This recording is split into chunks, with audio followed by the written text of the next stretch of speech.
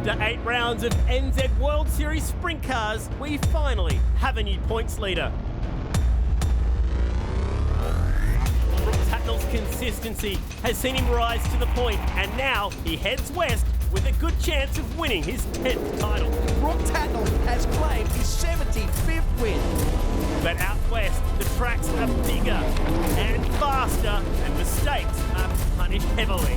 Runs into the wall. Oh, massive rollover. This is NZ World Series Sprint Cars coming to you from the Perth Motorplex.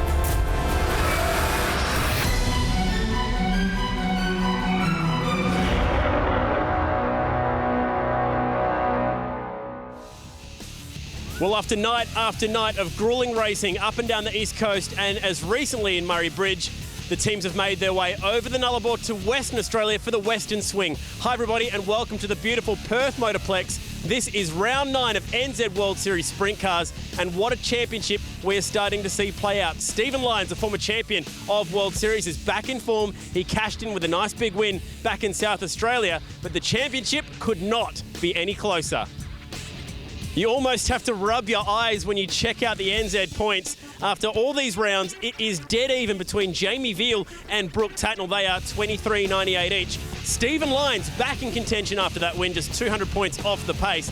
James McFadden floating inside that top 5, and Luke Dillon, always quick in qualifying, is also in with a shot. You have to say any one of those guys still very much a chance for this championship, but wow, it's advantage Veal or Tatnall tonight. Let's see who can get the all-important points. So a big field of over 30 snarling 410 sprint cars ready to go for World Series here at the Perth Motorplex. But to bring us up to speed on what we missed out on at Murray Bridge, let's go down to the pits and Benny Bishop. Luke Dillon secured his 5th Revolution race gear quick time for the season, but the night at Murray Bridge was all about heroes and villains.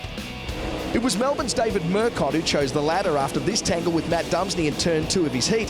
Dumsney was able to continue, however, after the red lights came on, he came to a stop just in front of the turn 3 track exit gate, exactly where Murcott was heading to get back to the pits, and on his way past, paid Matt a little visit and quickly gave him a quick education on how hard it is to restart a car when the plug leads are removed. But if there was a position vacant for a hero on the night, it went to Mount Gambier's Stephen Lyons. He applied for the role and drove from the back and won both of his heats, putting him on the front row of the A-main beside pole sitter Jamie Veal. Brad Keller and Kyle Hurst were the first victims of an unpredictable racetrack, coming together on the second lap, sending Keller into this role and Hurst to the infield. But the race continued for another 19 laps without a pause, highlighted by this fascinating dice between fellow Warrnambool comrades Jamie Veal and James McFadden before Daniel Pesca relinquished his top 5 spot with an engine issue. But he slowed so rapidly that B-main winner Mark Caruso had nowhere to go but launch over Pesca's tail tank to a crunching stop. With 10 to go, Murcott made an early pass on Tatnall, which stewards deemed to be before the restart cone. Meanwhile, Randy Hannigan was also able to get past Tatnall, leaving the 9-time champion to assume 7th, while McFadden and Veal continued to trade positions at almost every turn. Lyons, however, would hold on for a dominant win over Dillon and McFadden ahead of Veal and Hannigan, followed by Murcott, who had been relegated 2 positions for his earlier passing indiscretion. Been a big night of racing so far at the Plex. It leaves us with our B-main. Some big names in this one, including Stephen Lyons and Ryan Farrell. B-mains at the Plex, always exciting because it's your last chance to qualify for the A. You've got to finish top 6, Benny. Robbie Watson Jr. heads them off. He's one of 4 Watson's Express Transport cars this weekend. Daryl Clayton sitting at the back. When you consider 5 years ago, he actually qualified on pole for World Series Sprint Cars back in 2010. So a lot of work to do for the D-Train. Rob Watson Jr. goes to the outside and gets a big jump at the green light. Whether that was too early or not, either way we're racing. Lyons goes to the inside. Oh, goodness me, flipping, tumbling down the front straight as Mitch Wormall. The Sarge, that is going to end what has been a pretty tough night in the office for car number 97. Oh. Man, that's a big tumble. That is seriously wrecked. Let's have a look again. Watch out for the orange wing. Backflips it almost, then goes end for end and lands on all 4s. That's a harsh way to come back down. Instantly breaks that front end. Oh, that gives you a little bit of a view, just trackside. Man, yeah, he'd be feeling it after that. Reach for the Panadols, I would suggest. Okay, let's see if this restart's going to be a little bit tidier. Not the advantage that Robbie Watson Jr. got the first time around, and out of shape for Lee Nash. Farrell goes to the inside, 3 wide, actually uses a lot of that infield, but doesn't really gain much of an advantage. Close at the back there as well with Lines, but Jason Pride tries to sneak through. You can only imagine the whole crowd is on the edge of their seat for Stephen Lines because it's been such a tough night for him, and he's got such a great following in Western Australia in the D train. At the back of the field, he got a very aggressive start. This should surely bring up the caution. It has. And we go yellow again. Did we get a lap in? As we check out what happened at the back, just cracked loose. Whoa, Jake Beard Miller, very good job to avoid him. Turning right in a sprint car, never easy, courtesy of the different size and the rear tyres. And we did get a lap in, the officials are saying, so that'll be how they restart. Ryan Farrell just in front of Lines. Lines is the guy we're going to need to keep our eyes on. Can he make it to the A? So far, so good. He's sitting inside the top 6. Look at him hoiking that right front wheel. Oh, Farrell throws a big slide job at Rob Watson Jr. Doesn't come off. Opens up the door for Lines. Slams it shut down at turn 3. Speaking of slamming, I think there was a little bit of contact between left rear and right rear there as well. So Lines will assume third again, try down low and see if he can do anything about that. Just flirts with the pole line, and this time, he gets the job done as they go through 3 and 4. Oh, Farrell with some good drive, right rear up in the cushion. I tell you what, that cushion is getting very close to the fence. Back to the inside at turn 1. Slides up the racetrack, gets it done. Relied on Stephen Lines' awareness to just back off the throttle. This is a great battle. This is for the difference between starting on row 8 or row 9 in tonight's feature race. Now the battle for 5th with Kais Group in the mobile dewatering car as he goes under Jason Pride, car number 14. Hey, it was tidy from his point of view, just slightly on the anchors there for JP. That was close. So Pride still hanging on to a spot in tonight's A. Gets a little bit crooked through turns 3, turns 4. He's not going to get that spot back from Kais Group. It looks fairly well set up. Hard racetrack tonight. It's getting a little bit dusty. It's been over 40 degrees all week here in Perth. So walking across the surface before time trials, it felt rock hard. And that cushion is just about all the way to the fence. 5 days back to back with 40 degrees. I don't know how you prepare a track in that and just keep your eye on that right rear there of Stephen Lines. A little bit of a backfire as he goes through 3 and 4. But now he sits in second, and I think you'd have to think he'd be just like, hey, I'm out of trouble, I'm in, I'm on the same row, I don't need to go any harder at this point. We'll be starting tonight's A main from 16. We've got a car slowing, exit of turn 4, I believe. It's Jake Beard Miller. That might be enough to bring out a caution. He was 7 to go. Here's your leader right now. Looking pretty, actually, especially when you've got guys like Stephen Lines and Ryan Farrell chasing you down. This has been a good drive. Robbie Watson Jr., they're just such great contributors to Speedway here in Western Australia, and fielding 4 cars tonight is quite phenomenal, plus the track sponsorship and everything like that. They really are good guys, and now he's completely in control. It's good to see Robbie doing well.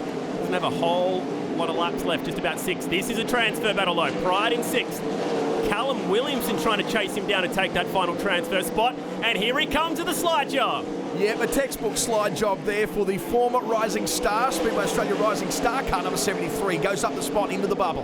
Can Pride fight back?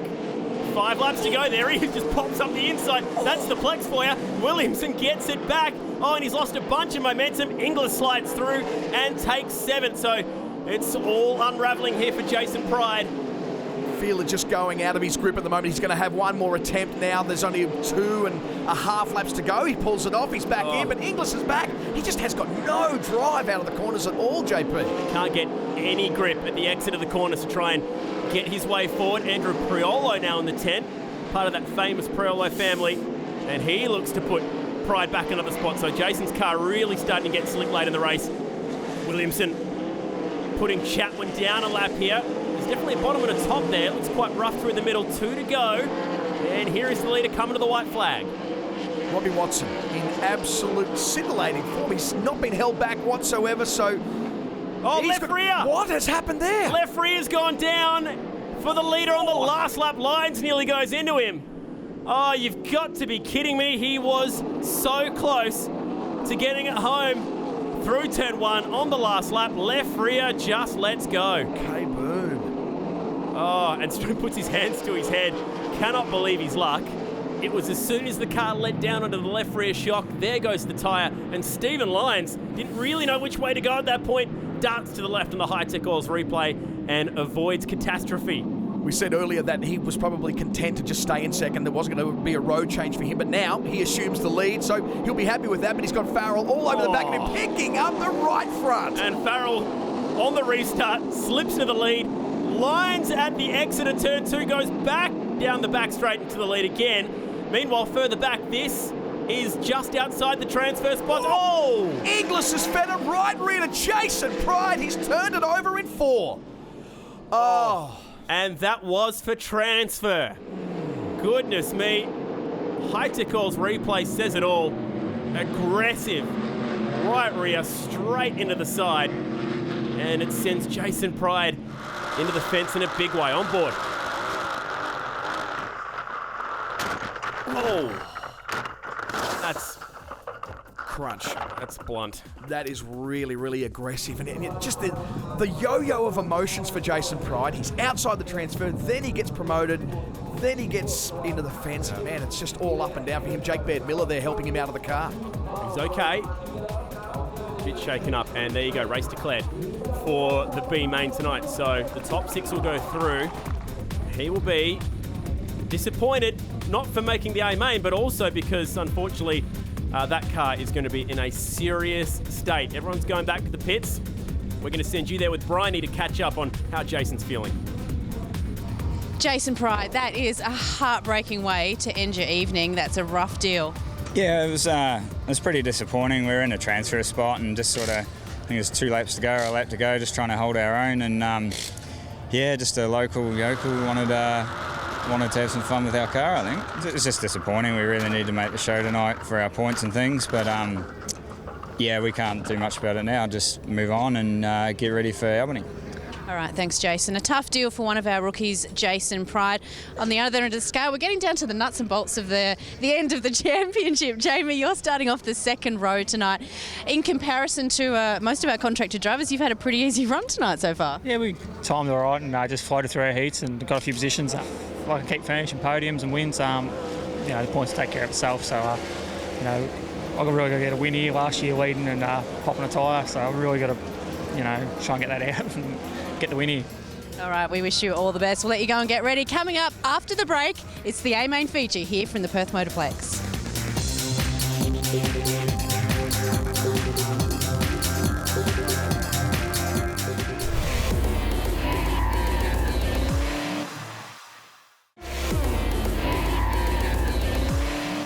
Drivers gearing up and cars pushing off for NZ World Series Sprint Cars supported by High-Tech Oils. Now, there has been some drama before the A main concerning David Priolo in the 8. This is after the heats, before the top 8 shootout. Look how many team members, including his own dad there, Pino, on the left-hand side, working at the rear end of this car to get it ready.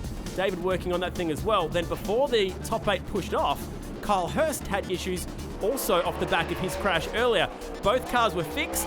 They got sent out for the top 8 shootout. They both made it to the gold shootout, Benny, but then there was more drama. Yeah, check this explosion. Left rear kaboom for David Priolo while circulating. Man, that's messed up. That put them in that situation where they had to essentially rebuild the whole rear end of the car as well, and the top and the front and everything. So, man, like just the timing of it. But if that's what they're doing in 3 laps, what does that mean for 30-lap A main? We take the missing man formation for the late Des Nash, and we're going to send it down to Bryony for a bit more on David Priolo. It's been all hands on deck to get the W8 of David Priolo back out onto the track for the A main. At one stage, I counted over 12 people working on that car. They had to replace the front wing, the top wing, the front and rear nerf bars, the side nerf bars, radius rods, steering arms, bird cage, and reset the diff. It's been a huge effort from that team. He's starting from the second row. Can he make it onto the podium? Fingers crossed. So much drama so far tonight. So Priolo, part of a team that's lost a couple of tyres on the left rear in the B and the top 8 shootout. We're going to scroll through the grid. And the guys to watch out for, like we mentioned, we've got one of them towards the front in Jamie Veal. But where's Brooke Tatnell starting? He's not had a great night so far. He's off the 5th row. Just outside of that top 8 shootout, and we've seen in the history just how important it is to make it up into that top 8. Ben Ellerman in form. Keep your eyes on him. Ryan Farrell is always someone that everybody loves to watch here at the Plex. The lowest starting position for an A main winner so far this year, 4th. Wow. Says a lot. That says a heck of a lot. How are the tyres going to go for 30 laps around the Plex? It's a hard, almost rock-solid racetrack. Carl Hurst is going to lead us to the green flag alongside Dave Murcott. We're green at the Plex and NZ World Series Sprintcars. Murcott's going to lead them off. Veal assumes second now, and Hurst just comes under. And Dillon very much flirting with that bike track. Racing down the back straight. Lyons trying to pick up some spots. He's made a good start. Ben Ellerman gets tight right in the front of Ryan Farrell, but that's a good move again by the Halls Motorsport number 3. He's picked off 1 or 2 guys at the start of the race. Meanwhile, our leaders, Veal and Murcott. Big smoke out of Veal's motor. Usually that's not too bad, but that is a lot of smoke this early on. It is, yeah. As he gets around the outside of Murcott, it's just a little bit concerning. Just coming out of the left bank, so it more than likely just a bit of overflow now. The 2 Watson's cars as David Priolo without the Fluoro 8 on the wing. That's the wing that's been replaced and gets a little bit of a serve from Ian Madsen. Brad Maiolo in the mix as well, and another spot there for the number 3 of Stephen Lyons. So he's just ticking through them, trying to consolidate some points off the back of that win. We've got one around down the bottom of turn 2. This could bring out a caution. It has. So we'll pace the field. But wow, Lyons is on a bit of a charge there. Sean Bradford had some good car speed as well. Yep, it's Callum Williamson, car number 73, who turns the car around. So he will tag the back and restart. Looks like issues there for Andrew Priolo. Didn't see that one, so looks like the car is A-OK. Not a mark on it, so we'll get him back to the back of the pack. Let's check out some high-tech or replays of the frantic action on that first lap. Brooke Tatner, we didn't see too much of him moving forward, but he got a fairly nice start as well. It was fairly violent in the mid-pack as everyone tried to find their own piece of the Plex. Restart, Jamie Veal is at the point. McFadden, he looks down as well to see if he's just going to follow suit behind Kyle Hurst. Hurst has a look up the inside of Murcott, but it's not going to be enough. A fair bit of attitude there on the LJM car. But Lyons just looking down low. That's where it looks like he's comfortable at the moment. Murcott under fire from Hurst. Hurst does it. Textbook again. Kyle Hurst on the march. We saw him moving forward in the heats. Made it to the top 8 shootout after being in that crash in his second heat race. Now he's in second position. Already, drivers will be thinking about conservation of the tyres. You want to move forward if you're Stephen Lyons or Brooke Tatnell. So we see another big slide job. This time, it's McFadden up the inside of Kendrick. Kendrick now vulnerable once again to Tatnell, who's on a march. He looks to the inside, looking back from the Shannon's Insurance onboard of J-Mac. But how much tyre do you use in the early stage? Kendrick's using plenty. 5th to 4th. Now McFadden is going to have another look at him, but just hasn't got that drive to be able to do it. So Kendrick, the best of the locals here at the moment, swings up high. McFadden now under fire. There's Tatnell, Chad. These two both started back on the 5th row together, and they are moving forward as one. As Tatnell aggressively takes that spot away from McFadden. McFadden wants to go to war here, but he's lost out down at turn 2. Tatnell. Caution's out here, Bish, and that's why we've got 2 in the fence. Ian Madsen is one of them, and is that Lee Nash? Yep, it absolutely is. That's the orange tips on that wing, and an emotional weekend for those guys. Their first time out at the racetrack since the passing of Dad Des. Let's have a look at that replay. This is from Sean Bradford's car. And contact as well. I think Madsen's left rear's gone down. That's what sent him to the fence, and Nash didn't really have anywhere to go. So that's a left rear failure again. That's 3 for that team tonight. Veal leads us back to the green flag. Kyle Hurst, though, is going down low to see. Lyons is on a charge too. Where's he up to? He's moving forward inside the top 10 now. So the Halls Motorsport crew are doing very nicely indeed. He's got around Daniel Harding. Unfortunately, Jason Perolo going back off the start of this race. They didn't really have time to think about a setup when they're just busy fixing that car. Surprised it's a little bit bent as he gets around Maiolo. So he's doing a very good job here tonight, Stephen Lyons, moving in the direction he needs to do to get as many points as possible. The big deal of the night, though, is tyre conservation. It is a treacherous racetrack out there, just so harsh on tyres at the moment. And speaking to Jamie Veal's crew chief before Glenn Beaton, he said the one thing we do not want to do tonight is do what happened last year, and that is explode a tyre while leading. So Jamie Veal's put that harder tyre on the right rear, and looks like we've got a caution. Caution is out, and Dan Harding, he was having such a good night inside the top 8 shootout for the first time earlier. And high-tech oils replay, all alone in turn 2. Man, that went over in a big way as well in front of that Wormel signage. High-tech oils replay, yikes. Not sure if that was a tyre. I think it was just got away from him. Which is a bit strange on a track in this sort of condition. Veal's still at the front But Kyle Hurst, look at those little bit of a love tap on the back there as they get back underway. The Motorplex now, we came into this with equal points for Tatnall and Veal, but Veal's looking the goods at the moment as they look down low, some look up top. And now Murcott on the charge trying to get under the California kid, car number 17. Look, Murcott is well and truly in this show. He's committed to the bottom, but he can't quite find enough to get through Hurst. Hurst to the inside for the lead. Gets it done. Came out of nowhere. Breezes by Veal. Veal doesn't have to drive at the exit 2 to get it back. So new leader, Milwaukee 17. Speaking of tyre conservation, he knows what it's like to pop a tyre in the lead. It happened to him at Warrnambool. Exactly right. And I'm just nervous, though, as I look at Kyle Hurst's car. Look at the way that it's really tucking down really hard on that left rear. Is it too much? Well, there goes McFadden to the inside now. Also, as he runs right up to the fence. Lyons gets past Veal. Veal's losing spots in a hurry here. He's lost 4 or 5 in about 2 laps. Lyons has come from 16th on the grid and now is fighting for, 4th spot, 3rd spot, as he gets around the back of McFadden. What a drive from Stephen Lyons. Everyone's talking about conservation. Well, Lyons, he doesn't care. He doesn't have a chance to conserve. He's too many points back in the championship. He needs to race hard, and if the tyres let go, then so be it. McFadden under fire now as everyone will be looking at Lyons right now, Chad, and say, well, where are you getting your grip from? Where are you getting your tyres from, mate? Surely they're going to blow. McFadden just a little bit out of shape as he comes out of 2. Oh, look at how that is tight. Those guys, the way they can just race so tidy together like that, that's a testament to the respect that they have. McFadden's the winner on this occasion, though. Love the Plex when it gets all the way to the fence like this. Everyone running that right rear, right against the concrete. It's a small cushion, barely a couple foot wide. And the Hoosiers are right there as McFadden ranging up behind Dave Murcott now.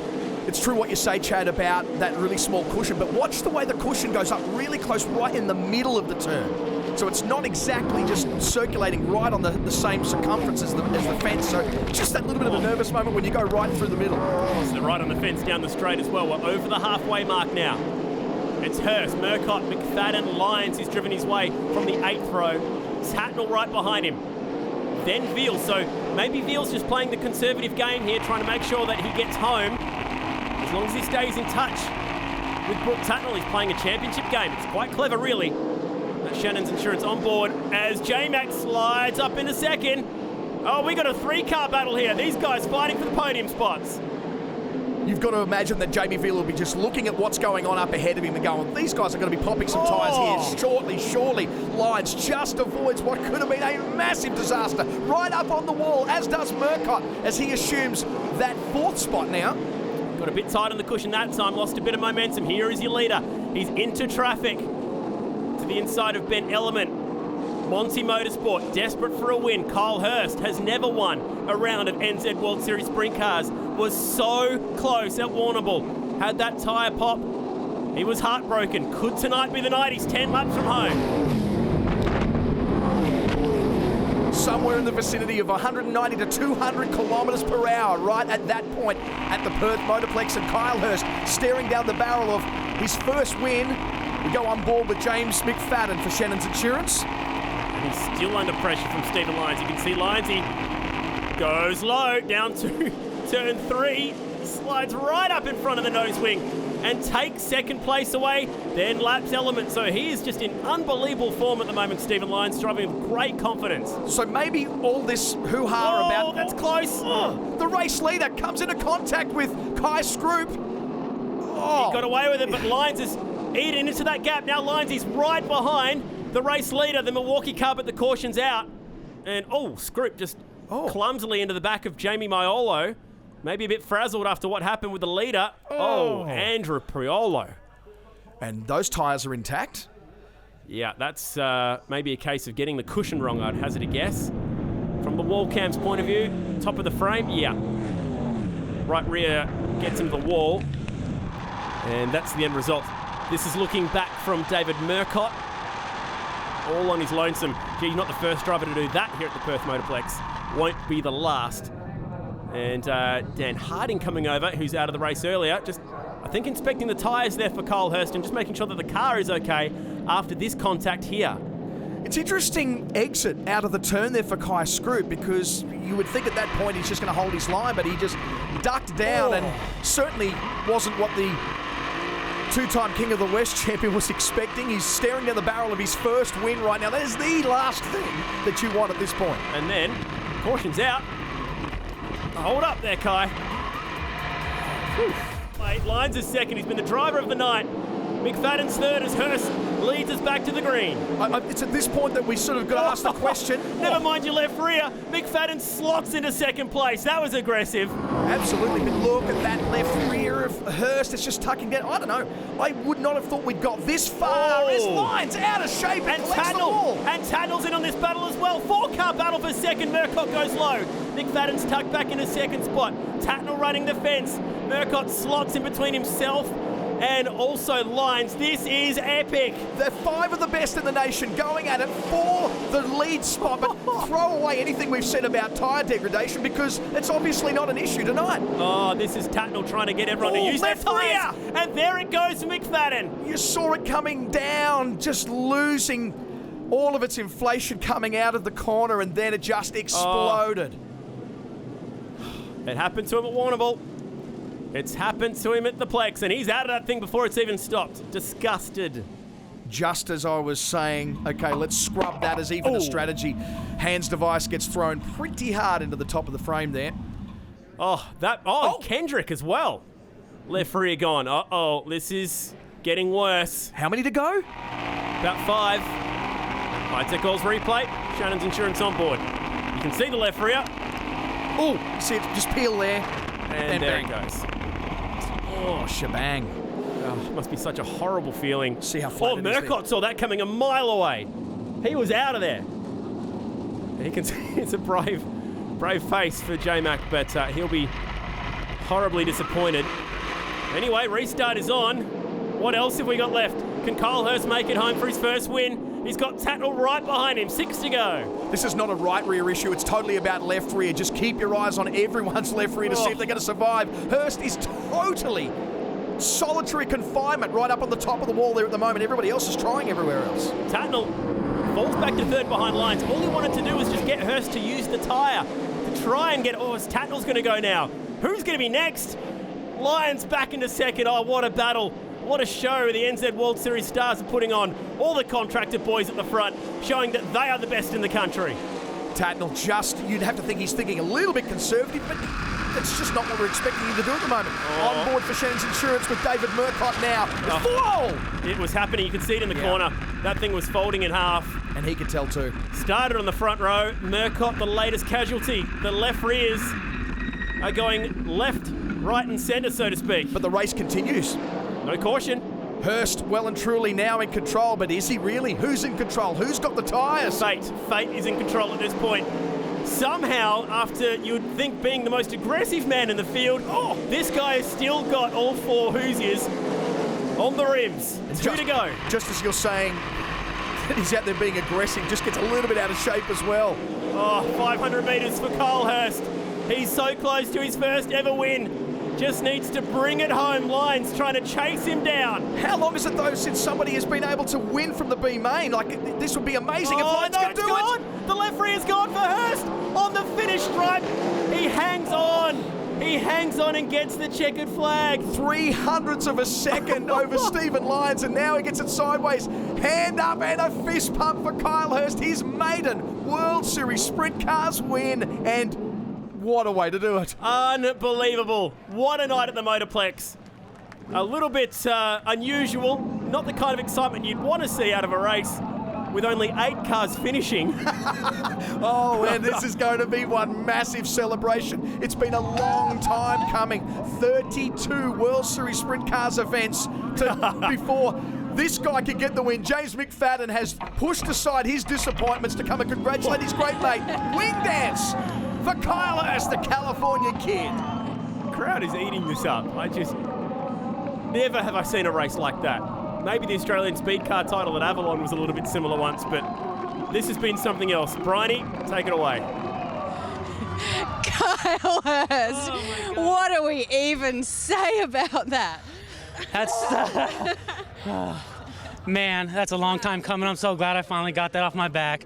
I cannot thank Luch, Monty, Milwaukee Tools, Buzzy, and Raymond for everything they do for me. God, it's fun. I can't believe that blue coming to the checker, and I'm just glad we got across the line and it was over. I cannot believe I was watching that left rear for those last few laps. What was going through your mind? I seen people blowing, but I know Buzzy made the right choice with tires. I'm not easy on him, I know that, so it lasted just long enough. That's all we needed. So, man, I can't thank them enough. Can't wait to give him a hug. Luch, everyone, the whole family here. Hi back to my girlfriend back home, my whole family, man. She's coming out in a week, so hopefully we can do this again before she gets here, but it's awesome.